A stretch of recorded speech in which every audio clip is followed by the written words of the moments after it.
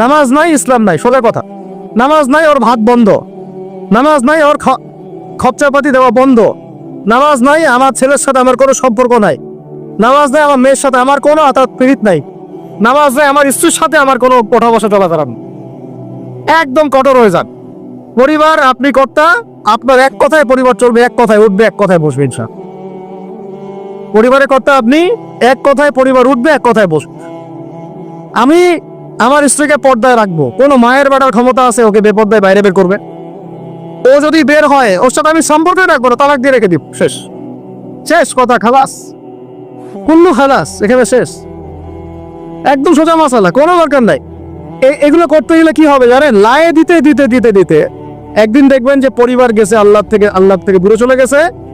আপনি আর আমি আল্লাহ না করুক দুনিয়াতে নাই, আপনার জন্য দোয়া করারও কোনো মানুষ না, এবং আল্লাহর কাছে আপনাকে দ্বারা হিসেব দেওয়া লাগতেছে। কারণ কু আনফুসাকুম ওয়া আহলিকুম নার, আল্লাহ পাক আগেই বলে দিয়েছেন।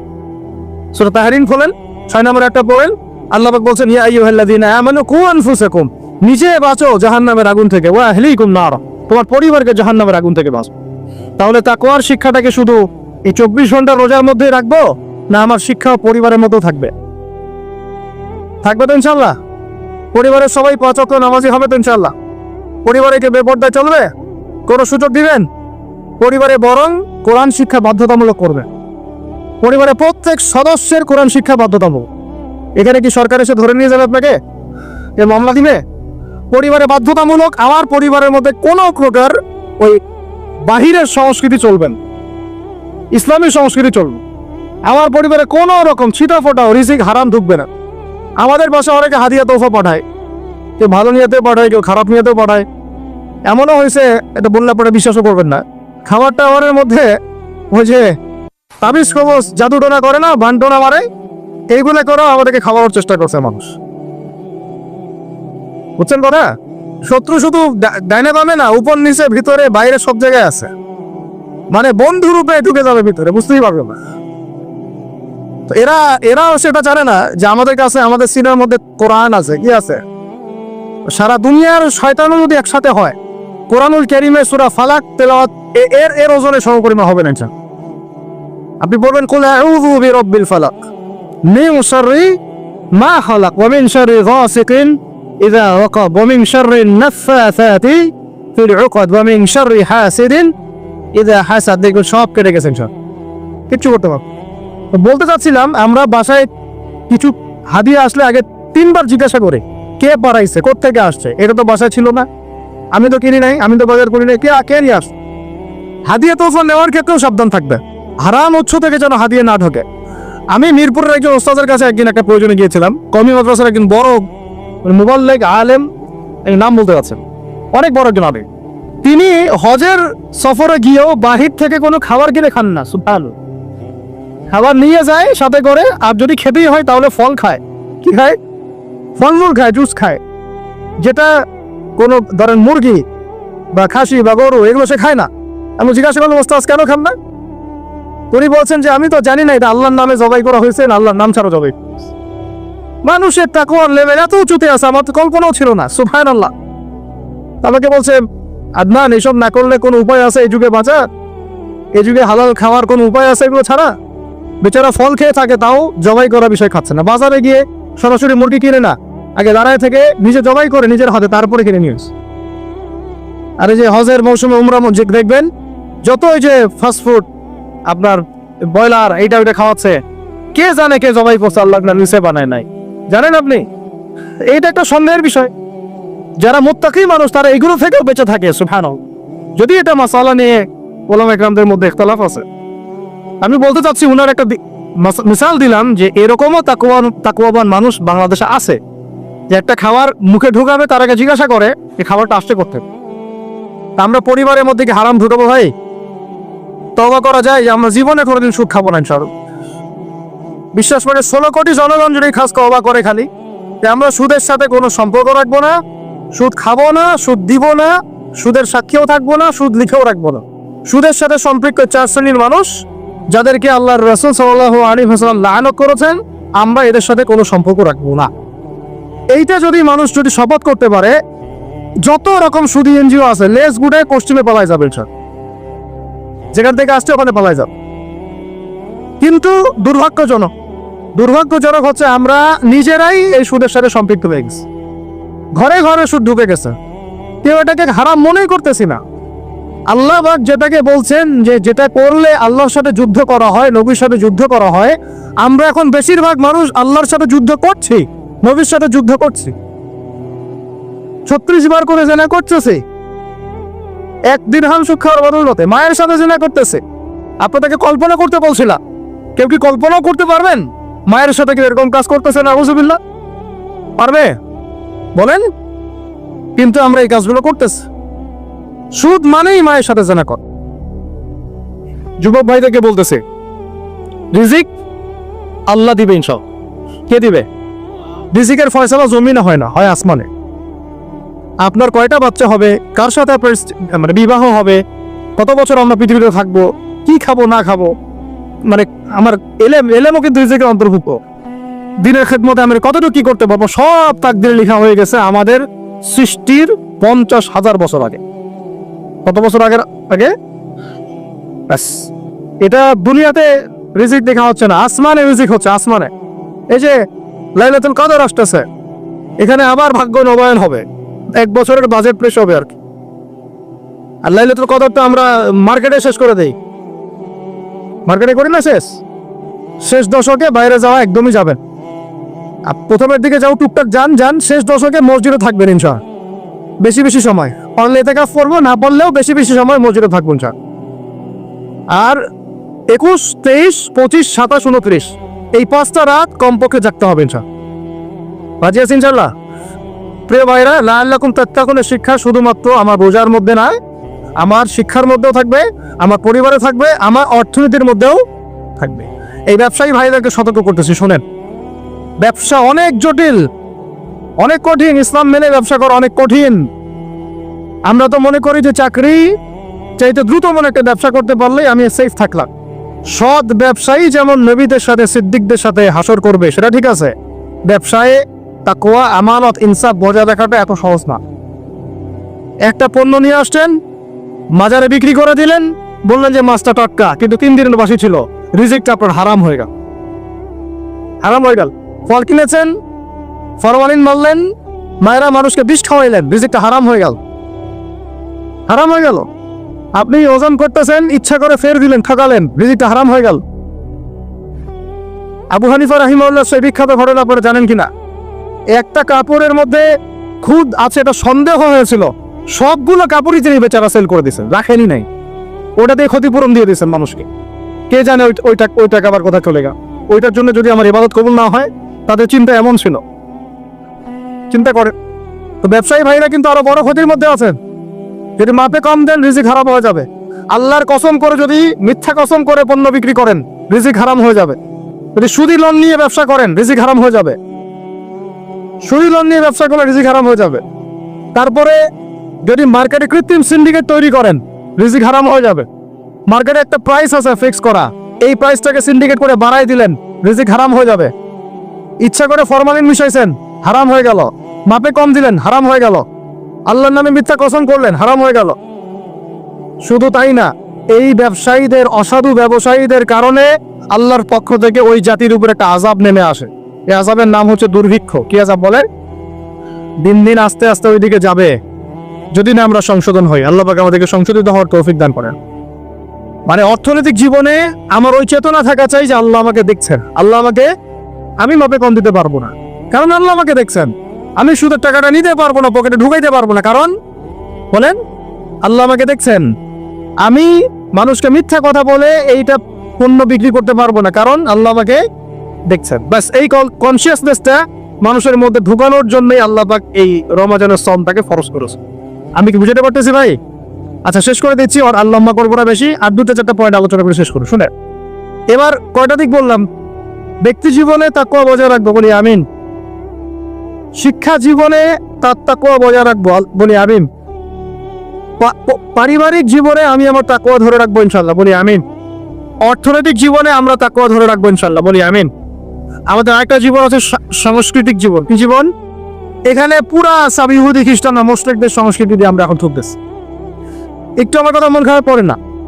আজকের পর থেকে দাড়িতে হাত লাগাবো না। কেন লাগাবেন না?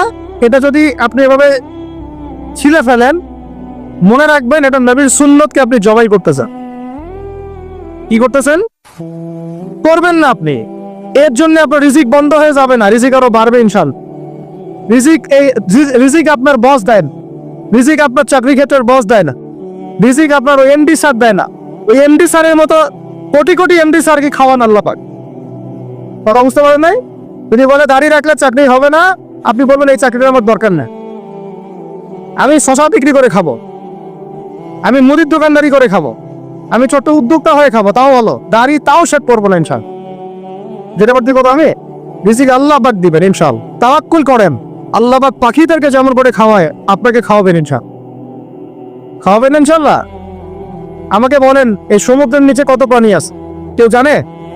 আচ্ছা, ওদেরকে ঘুষ খাওয়া লাগে, সুদ খাওয়া লাগে, ওদেরকে আল্লাহ বিরোধী কোনো কাজ করা লাগে? কে রিজিক দেয়? এই জমিনের মধ্যে কত প্রাণী আছে? আমরা বাদ দিয়ে, মানুষকে বাদ দেন, অন্য কত মাখলুক আছে, লাখ লাখ কোটি কোটি আছে না? ওরা কি সুদ খায়, ঘুষ খায়, দুর্নীতি করে, মানুষের সম্পদ আত্মসাৎ করে? ওদেরকে কে খাওয়ায়? শুধু মানুষ আর জিন, এই দুটো জাতি আছে যারা নিজেদেরকে মনে করে আমরাই রিজিকের মালিক। না মনে করলে তো আপনি ভয় করতেন না। আপনি মনে করতেছেন ভিতর থেকে যে আমি যদি এটা রাখি তাহলে আমার চাকরি চলে যাবে, আর চাকরি চলে গেলে আমার তো আর বউ বাচ্চা খাইতে পারবে না। মানে বউ বাচ্চার খাওয়ার দায়িত্ব মনে আপনার নিজের। মনে করেন আল্লাহ না করুক, কথার কথা মনে করেন আল্লাহ না করুক, যে বাংলাদেশে বড় কিছু হয়ে গেছে, বাংলাদেশ থেকে ধরেন 5 কোটি মানুষ নাই, গায়ে হইতে পারে না? পারে না। ওই যে যারা ওখানে 5 তলা 6 তলায় গিয়েছিল খাবার খাইতো, ওরা কি জানতো যে এরপরে এখানে পুরো মরতে হবে? জানতো? তো হঠাৎ করে আল্লাহর গজব আসতে পারে না? আর গজব ডাকার তো সব পদ্ধতি আমরা এখন অবলম্বন করে ফেলছি। গজব আসে শিরকের কারণে, শিরক দিয়ে ভর্তি হয়ে গেছে। গজব আসে হচ্ছে সুদের কারণে, সুদ দিয়ে ভর্তি হয়ে গেছে। গজব আসে হচ্ছে বেহায়াপনার কারণে, বেলাল্লাপনা, বেহায়াপনা, মানে পর্নোগ্রাফি, জেনা, ব্যভিচার ভর্তি হয় নাই? মেয়েরা ছেলেদের পোশাক পরে হাঁটতেছে রাস্তাঘাটে, উঠতেছে না? হায়া লজ্জা সব উঠে গেছে। তারপরে গান বাজনা বাদ্যযন্ত্র, এটা গজব নাজিলের কারণ, বাড়ছে না? কিছু বলতে গেলে আপনাকে শশাই দিবে উল্টা, আপনাকে শশাই দিবে, এরকম একটা অবস্থা। তারপর একটা হচ্ছে গজব নাজিল হওয়ার, সেটা মাপে কম দেওয়া, ওই কমে সোহাইবের মতো মানুষের সম্পদ অন্যায়ভাবে ঠকায় খাইতো। এগুলো আমরা করি না? মানে শিরক, কুফরি, কেবর, অহংকার, জেনা, ব্যভিচার, মদ পান, সুদ, এগুলো আমাদের মধ্যে ছড়াই গেছে না, যায় নাই? এমনকি সমকামিতাও তো ছড়াই নাই। এখন আবার লিঙ্গ পরিবর্তন করে মানুষ ট্রান্সজেন্ডার হইতাছে, ইত্যাদি ইত্যাদি, নাউজুবিল্লাহ। আর আল্লাহ পাকের বিধান, কোরআন বাদ দিয়ে তো তাগুতি বিধান চলতেই আছে না? এগুলোতে আল্লাহ পাকের শাস্তি কত কাছে মনে হয় আপনাদের? যে কোনো সময় আসতে পারে না? ওইটাই বলছিলাম, মনে করেন যে বাংলাদেশের 5 কোটি মানুষ নাই, ভূমিকম্পে ধ্বংস হয়ে গেছে, অথবা মনে করেন গজবে ধ্বংস হয়েছে, অথবা অন্য কিছু, নাউজুবিল্লাহ, আল্লাহ পাক আমাদেরকে মাফ করেন। আমি এখন ওই 5 কোটি মানুষের পরবর্তী প্রজন্ম, মানে বাল বাচ্চার কাছে যারা আছে, এদের জীবন চক্র থেমে যাবে না চলতে থাকবে? বলেন, পৃথিবীর ঘূর্ণন থেমে যাবে না চলতে থাকবে? সময় থেমে যাবে না চলতে থাকবে? তাহলে আমরা কেন চিন্তা করি যে আমরা ছাড়া আমাদের পরিবার চলবে না? হ্যাঁ, আমরা এই হারাম চাকরি না করলে আমার পরিবার খাইতে পারবে না, আমি সুদ না খাইলে আমার পরিবার চলবে না, আমি সমিতিতে নাম না লেখাইলে আমার বাল বাচ্চার বেতন দিতে পারবো না।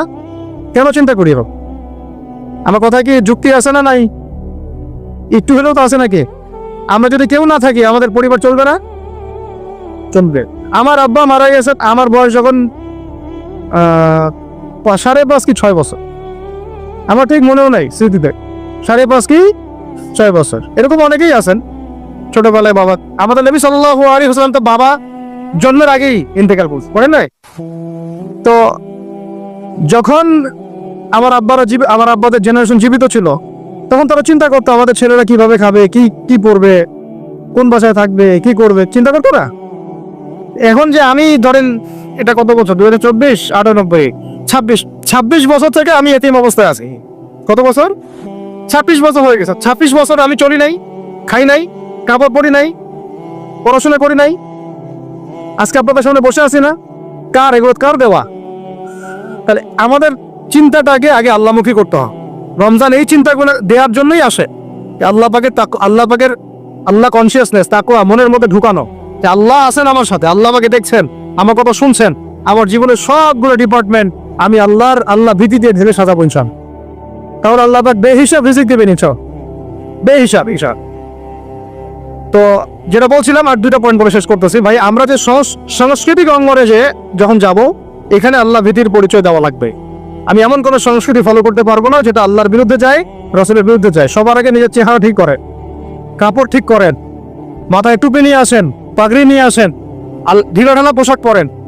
আমি বলতেছি না যে আপনার শার্ট প্যান্ট পরে নামাজ হবে না ইত্যাদি, এই মাসালা আমি দিতে যাচ্ছি, এটা অন্য মাসালা, অন্য আলোচনা। কিন্তু আমরা আমাদের নবীর সুন্নত নিয়ে গর্বিত থাকবো। এটা আমার নবীর সুন্নত, আমার নবী মুহাম্মাদের সুন্নত সাল্লাল্লাহু আলাইহি ওয়াসাল্লাম, যার হাতে আমি হাউজে কাউসারের পানি খাইতে চাই, যাকে আমি স্বপ্নে একবার দেখতে চাই। দোয়া করি না এগুলা, যে রওজার সামনে গেলে আমার চোখ দিয়ে ধর করে পানি পড়তে থাকে, তিনি ওখানে জীবিত না, আমাদের সালামের উত্তর দেন না? সুবহানাল্লাহ। আমরা কি বলবো আসলে, প্রসঙ্গক্রমে কথা চলে আসে। যেই মানে জমিনে নবী সাল্লাল্লাহু আলাইহি ওয়াসাল্লাম শুয়ে আছেন, সাহাবায়ে আজমাইন শুয়ে আছেন, এখন ওইখানে দেখতেছি যে 70টা সিনেমা হল চালু হয়ে গেল। কি একটা অবস্থা! সুবহানাল্লাহ। আল্লাহর ভয় কোথায় কোথায় চলে গেছে।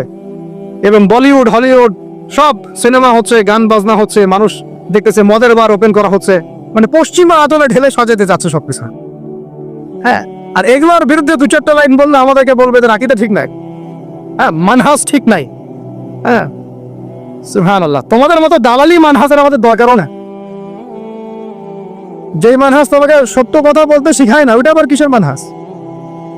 ইবনে তাইমিয়ার নাম ভাঙে খাচ্ছ তোমরা। আর ইবনে তাইমিয়া রাহিমাহুল্লাহ 5 বার জেল খাটছেন, কয়বার? 4-5 বার জেল খাটছেন। বেচারা তো জিন্দেগি জেলেই চলে গেছে। তার ছাত্র ইবনুল কাইয়্যিম, তার নাম ভাঙে খাও তোমরা। ইবনুল কাইয়্যিম রাহিমাহুল্লাহ, তার ওস্তাদের যে মহব্বত, তার মহব্বতে তিনি নিজেও জেলের হয়ে গেছে। সুবহানাল্লাহ। সহিহ আকীদা কি? যে আকীদা কোরআন এবং সুন্নাহর আলোকে আপনাকে সত্যি কথা বলতে শেখায়, এটা সহিহ আকীদা। যে আকীদা কোরআন এবং সুন্নাহর সত্য কথাগুলো আপনাকে বলতে বাধা দেয়, মুনাফিকদের পক্ষপাতিত্ব করতে শেখায়, ঘুরিয়ে ফিরিয়ে ইহুদিদের পক্ষে কথা বলতে শেখায়, ওইসব সহিহ আকীদা শেখার আমাদের দরকার নেই। তো নবীকে মহব্বত করতে হবে। নবীকে মহব্বত করার সবচেয়ে বড় নিদর্শন হচ্ছে আমি তার সুন্নত মেনে চলি কিনা। তার মতো উঠি, তার মতো বসি, তার মতো ঘুমাই, তার মতো খাই। খাওয়া তো বাদ, আমাদের তো খাওয়ার টেবিল আবার হেরে গেছে। নবীজি বলেছেন 1 পেট খাও, আমরা খাই 7 পেট। কয় পেট? আমরা খাওয়ার টেবিলে হেরে গেছি। আমার ওস্তাদ একটা কথা বলেন, যে মুসলমান খাবার টেবিলেই হেরে যেতে পারে, এরা কোশ্চিন কেন জিহাদের মাঠে জিততে পারবেন? যারা জিতেছে পিটাই বের করছে, ওরা দেখবেন খালি রুটি খায়, মোলা রুটি। তা 2-4 দিন দেখবে না। তাবলীগের সময়তে দেখেন নাই আপনারা, 2টা করে রুটি খায়, সারাদিনে 2-3টা রুটির বেশি কিছু খায় না। ওদের ফিগার ফিটনেস আমাদের চেয়ে এত বেশি ভালো, আমার মতো 10টা ছেলেকে একাই সময় দিতে পারবে, এত ভালো। সপ্তাহে 1 দিন খালি রাইস খায়, তাও শুক্রবারে। এটা দেখছি আমরা তাবলীগে। তো তাদের দ্বারা ইসলামের যে খেদমত হয়েছে, আমাদের দ্বারা হয়েছে? খাবার টেবিলে আমরা হেরে গেছি। খাবার ঠিক করেন। রমজান মাসে বেশি বেশি খাবেন না, গপ গপ করে খাবেন না। সাহারিতে পরিমিত খাবেন, কিন্তু পুষ্টিকর খাবার খাবেন। ইফতারে আবার 7 পেট খেয়ে তারাবির নামাজে ঘুমায় যায় না। লিমিটেড খাবেন, কিন্তু পুষ্টিকর খাবার খাবেন। আর এখনকার খাবারের যে মান, এগুলো যত কম খাওয়া যায় ততই ভালো। আমার খুব মন চায় যে সব দেশি পণ্যের একটা বিজনেস শুরু করি। আমি নিয়ত করছি, আল্লাহ পাক তৌফিক দান করেন। মানে আমরা চাচ্ছি ব্যবসা করতে, এবং অনেক তরুণ উদ্যোক্তা আছে আমাদের ভাইরা, তাদের থেকে আমরা একটা সমন্বয় চাচ্ছি। আর সব দেশি পণ্যগুলো যদি একটা সুন্দরভাবে পাওয়া যায় এক জায়গায়, আমাদের জন্য খুব ভালো হয়। ফ্রেশ খাবার খেতে পারেন। এখন কোথায় ফ্রেশ খাবার পাবে?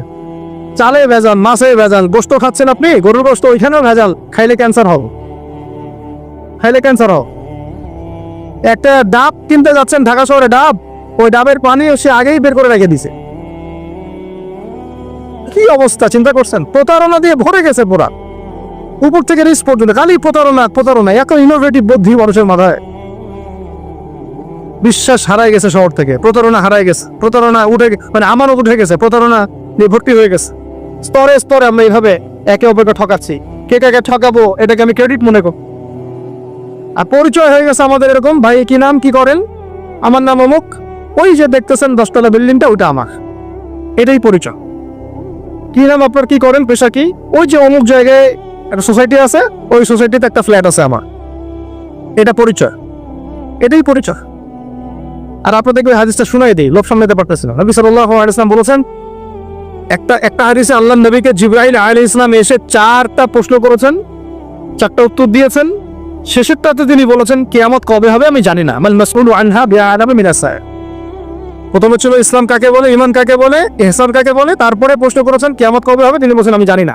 মাল মাসউলু আনহা বিআলামা মিনাস সাইল, প্রশ্নকারী উত্তরদাতা চেয়ে বেশি জানে না, বা আমাদের দুজনের কেউই জানে না এক্স্যাক্টলি কোন ডেটে কিয়ামত হবে।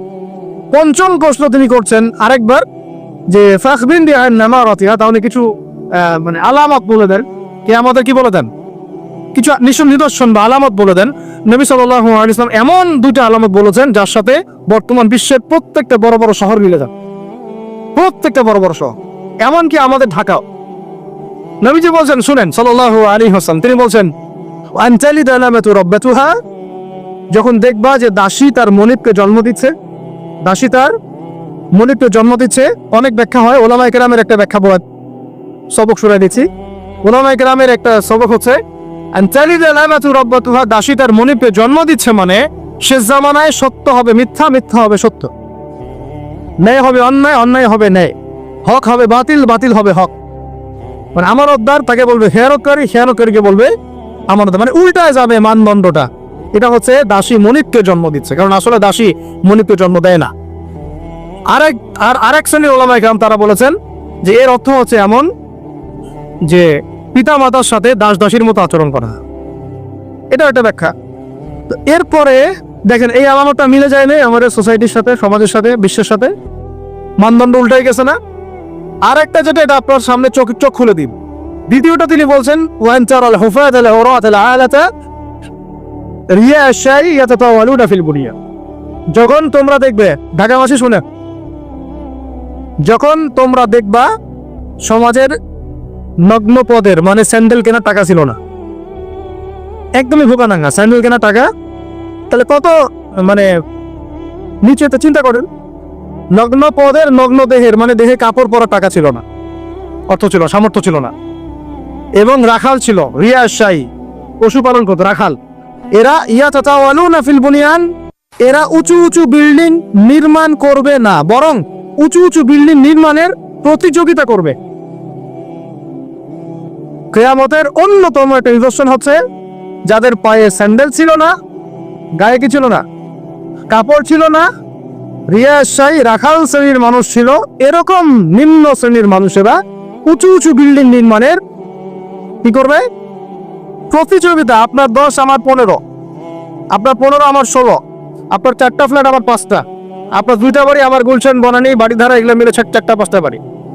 ইয়াতাতাওয়ালুনা ফিল বুনিয়ান, কিন্তু শুরুতে দেখবেন এদের পায়ে কিছুই ছিল না, স্যান্ডেলও ছিল না, গায়ে কাপড়ও ছিল।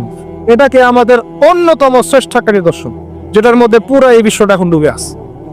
আমি একটা প্রশ্ন করি, এখন আপনাদেরকে উত্তর দেন দেখি, কিভাবে হালাল পথে এইরকম শ্রেণীর মানুষেরা এত উঁচু উঁচু বিল্ডিং নির্মাণের প্রতিযোগিতা করতে পারে? কিভাবে সম্ভব, কিভাবে সম্ভব বলেন? আপনি দুজন কি এখন 50 তলা বিল্ডিং নির্মাণের প্রতিযোগিতা করতে পারবেন এখন এই অবস্থায়? এখন আমাদের কনক্লুশন শুনে, এটা সম্ভব 3টা মাধ্যমে। কয়টা মাধ্যম? এক, হয় অন্যের সম্পদ গুন্ডাগিরি করে, জুলুম করে, ওই মারামারি কাটাকাটি দাঙ্গা হাঙ্গামা করে দখল করতে হবে, জুলুম করে। এটা হচ্ছে না, সমাজে হয় না, ভূমিদস্যু নাই, ওরও দাপট দিয়ে সব দখল করে ফেলতেছে, পরকালে কোনো ভয়ই নাই, আল্লাহ পাক যে কাদের মধ্যে 7 তবক জমি চাপাই দিবে এটা ভয় নাই। মানে মানুষের, আল্লাহ পাক আমাদেরকে হেদায়েত দান করে না, আমিন। মানুষের চিন্তা এখন এমন জায়গায় গেছে, লাস্ট টাইম আমি উত্তরবঙ্গের সফর করেছিলাম, ছেলে পেলে মানুষকে ঠকায় ভিসের প্রতারণা করে মানুষকে মানব পাচার করতেছে, এটা একটা চক্র ধরা পড়ছে। তো এই চক্রের একজনের সাথে আমাদের একদিনই ভাই বড়ভাবে একটা কথা হয়েছে, দাওয়াত দিচ্ছে, সে মসজিদে নামাজ পড়তে আসছে, জিজ্ঞাসা করছে কি করেন, বলছে আমরা এরকম ভিসা টিসার এগুলো ব্যবসাটা ফেলবো। তো বলছে এগুলো হারাম, তা আপনাকে আল্লাহকে ভয় করে না, ভয় লাগে না, বুঝছেন কথা? তাদের কথাটা এরকম, আমরা জানি ভাই আমরা জাহান্নামে যাবো, নাউজুবিল্লাহ। চিন্তা করছেন কথাটার লেভেলটা কি? আমরা তো জানি ভাই আমরা জাহান্নামে যাবো, মানে মেরেই নিছি আমরা, নাউজুবিল্লাহ। তো এই অবস্থায় চলে আস। এইভাবে মানুষের জমি দখল করে হতে পারে একটা পদ্ধতি। 2 হচ্ছে সুদের মাধ্যমে। কিসের মাধ্যমে? সুদের মাধ্যমে এটা হচ্ছে একদম জাজল্যমার একটা মিসাল হতে পারে এই যুগের জন্য। এর মধ্য দিয়ে নগ্ন পদের নগ্ন দেহের মানুষরা উঁচু উঁচু বিল্ডিং নির্মাণ করতে পারে। প্রত্যেকটা বড় বড় বিল্ডিং এর পিছনে ইটের পিছনে পিছনে, প্লাস্টারের পিছনে পিছনে, একেবারে রডের পিছনে পিছনে সুদ আছে আর সুদ আছে। এমনকি আমি ধরেন যে একটা জায়গায় ভাড়া থাকি, ফ্ল্যাট নিয়ে একটা ভাড়া থাকি, ওই ভাড়া তো আমাকে দিতে হচ্ছে না। ওই ভাড়া হয়তো দেখা যাবে ফ্ল্যাট মালিকরা যারা আছে ওরা নিয়ে ওদের সুদের লোন শোধ করতেছে। এটা সেই যুগ হয়ে গেল, আমি সুদ থেকে বাঁচতে চাচ্ছি কিন্তু কোনো না কোনো ভাবে আমিও জড়াই যাচ্ছি। বুঝতে পারতেছেন মনে হয়? আপনি খাচ্ছেন না কিন্তু আপনাকে আপনার রিজিককে পুঁজি করে আপনি সমর্থন করতেছেন বা আপনাকে করতে হচ্ছে, বাধ্য হয়ে যাচ্ছেন। আরেকটা ওয়ে হতে পারে, সেটা হলো একটা কি হতে পারে বলেন? আমি তো একটা বলে দিলাম, একটা বললাম অন্যায় দুর্নীতির মাধ্যমে, একটা হচ্ছে কি সুদের মাধ্যমে, একটা হচ্ছে জুলুমের মাধ্যমে। কিসের মাধ্যমে? জুলুমের মাধ্যমে অন্যের সম্পদ আত্মসাৎ করে উঁচু উঁচু বিল্ডিং নির্মাণ করা সম্ভব। তাহলে এখন আমাকে বলেন, এই পুরো সিচুয়েশনের মধ্যে আমরা পড়ে আসি না নাই? তাহলে আমরা কি আমাদের একটু রমজান মাসে নিজেদের নিয়ে ফিকির করা উচিত না যে আমরা যে পরিস্থিতির মধ্যে আছি এটাকে বোঝার চেষ্টা করা উচিত। এরপরে যে পাপগুলো চারপাশে চলতেছে এগুলোতে ভয় পাওয়া উচিত। কোন দিন আল্লাহর গজব নেমে আস, এখান থেকে নিজে থেকে বাঁচিয়ে রাখা উচিত, মানে সর্বোচ্চ চেষ্টা করা উচিত দূরে থাকা, এবং একই সাথে এগুলোকে সংশোধনের জন্য ফিকির করা উচিত। এই সংশোধন একা একা হবে না, এই সংশোধনের জন্য দরকার ব্যক্তিগত উদ্যোগ, উলামা একরামের পদক্ষেপ, তাদের ঐক্য, মসজিদ মাদ্রাসার ভূমিকা, সর্বোপরি রাষ্ট্র শক্তির একটা ভূমিকার দরকার আছে। আমি বুঝাই একটা জিনিস আপনাকে। এই যে জুব্বাটা আমি পরে আছি, এটা মনে করেন আপনি হাতে তৈরি করেন, হাতে তৈরি করেন। যে টেইলার আছে না আমাদের, হাতে তৈরি করেন পাঞ্জাবি, আর আপনার একটা জুব্বা তৈরি করার ফ্যাক্টরি আছে। উৎপাদন কোনটার বেশি হবে বলেন? যে হাতে তৈরি করে ও বেশি উৎপাদন করতে পারবে, না যে ফ্যাক্টরি দিয়েছে সে বেশি উৎপাদন করতে পারবে? ইসলামী রাষ্ট্র হচ্ছে এরকম একটা ফ্যাক্টরি যেটা চাইলে অনেক অনেক বেশি ভালো ভালো প্রোডাক্ট জনগণকে খুব দ্রুত সময় দিতে পারবে। আমি দাওয়া দিয়ে যতটুকু ইসলাম এবং সংশোধন করতে পারবো, একজন ওমরের মতো রাষ্ট্রপ্রধান চাইলে পুরো সমাজটাকে অনেক সহজেই সংস্কার করতে পারবে। এই জিনিসটার ঘাটতি আছে না নাই? আমরা দোয়া করি আল্লাহ পাক আমাদের প্রত্যেক এলাকার মেম্বার, চেয়ারম্যান, এমপি, মন্ত্রী যারা যারা আছে সবাইকে ইসলামের সহি বুঝদার পর তাদের সবাইকে ইসলামের জন্য কাজ করা তৌফিক দান। তারা যদি সৎ উদ্যোগ নিতে পারে সমাজের এই সমস্যাগুলো কেটে যাবে। আর আমরা বয়ান করে, দাওয়াত দিয়ে, মাহফিল করে কতটুকুই বা আমরা কাজ করতে পারবো? কতটুকু করতে পারবেন? বেশি করতে পারবেন না। আল্লাহ পাক আমাদের সবাইকে এই রমজানে পরিশুদ্ধি অর্জন করার তৌফিক দান করেন। আর একটা খালি ডিপার্টমেন্ট বলে শেষ করবো, আমরা আমাদের ব্যক্তি জীবন তাকওয়ার মানদণ্ডে ঢেলে সাজাবো ইনশাআল্লাহ, আমাদের ইবাদত বন্দেগী ঢেলে সাজাবো ইনশাআল্লাহ, আমাদের অর্থনীতি, পরিবার ঢেলে সাজাবো, সংস্কৃতি ঢেলে সাজাবো। আর সংস্কৃতির মধ্যে আমরা নবীর সুন্নতের বাইরে যাবো না ইনশাআল্লাহ। পশ্চিমাদের, ইহুদিদের, মুশরিকদের কোনো সুন্নতের উপর আমল করবো না ইনশাআল্লাহ। তাহলে ঘরে ঘরে কি এখন গান বাজনা বাজবে? বন্ধ করবে? তারপরে ঘরে ঘরে কি স্টার জলসা জীবন আরো বাড়বে? আমাদের মা বোনদেরকে বুঝাবেন, মাঝে মাঝে কঠোর হবেন। পুরুষ যদি হয়ে থাকেন একটা ধমক লাগাই দিবেন, দ্বিতীয়বার যেন কথা বলতে না হয়। পুরুষের মতো পুরুষ হয়ে বাঁচাবে। বিশ্বাস করেন, এখন কোন কোন ক্ষেত্রে ছেলেদের আচরণ দেখলে মনে হয় যে তারা মেয়ে হয়ে গেছে, আর মেয়েদের আচরণ দেখলে মনে হয় ওরাই ছেলে। ওরের কথার ভয়েস, গলার ভয়েস, চলার ধরন, দাপট সব ছেলেদের মতো। আর ছেলেরা কি করে জানেন? ফেসবুকে বসে মেয়েদের মতো চুলাচুলি করে, কামড়ি করে, কমেন্টে বসে। মাঠে এসে লড়তে পারে না, কিন্তু মাঠে লড়তে পারবে না, সামনাসামনি আসতে পারবে।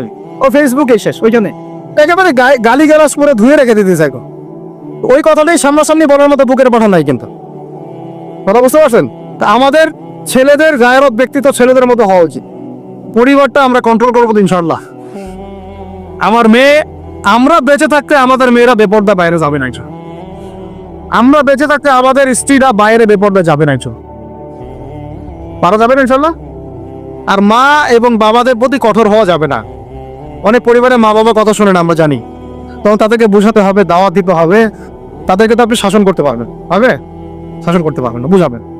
সবশেষ কথা হচ্ছে, এই রমাদান আমাদেরকে শিক্ষা দিবে যাতে আমরা ওই তাকওয়া আমাদের রাজনৈতিক জীবনেও বাস্তবায়ন করি। কারণ এটা আপনার জীবনের একটা গুরুত্বপূর্ণ অংশ। আল্লাহ পাক আপনাকে তৌফিক দিয়েছেন, ক্ষমতা দিয়েছেন, আপনি পলিটিক্স করছেন। এখানে কি আল্লাহ ভীতির কোনো জায়গাই নাই? হ্যাঁ।